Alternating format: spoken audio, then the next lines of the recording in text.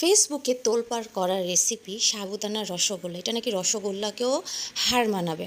কিন্তু এটা খেতে যে কী পরিমাণের বাজে, একদম রাবার।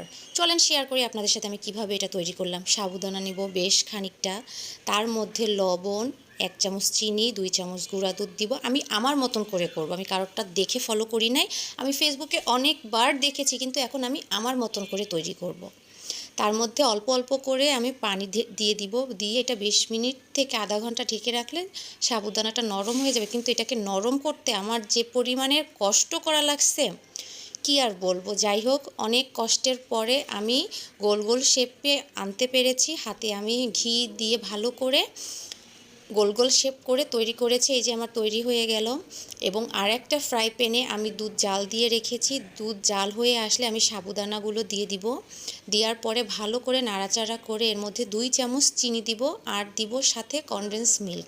তাহলে স্বাদটা ভালো হবে। এই লিকুইডটা খেতেই জাস্ট খুব মজা হয়েছে। কিন্তু সাবুদানার রসগোল্লাটা কেন যে নাম দিল, এটা তো রাবার দেওয়া উচিত ছিল আমার কাছে যা মনে হয়েছে। এবং অনর্গল নাড়তে থাকবো যেন লেগে না যায়।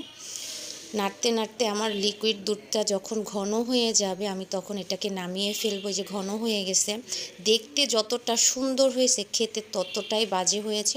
আপনারা ট্রাই করে দেখে আমাকে কমেন্টস করে জানাবেন যে এটা কি রসগোল্লার নাম দেওয়া হবে নাকি রাবার নাম দেওয়া হবে।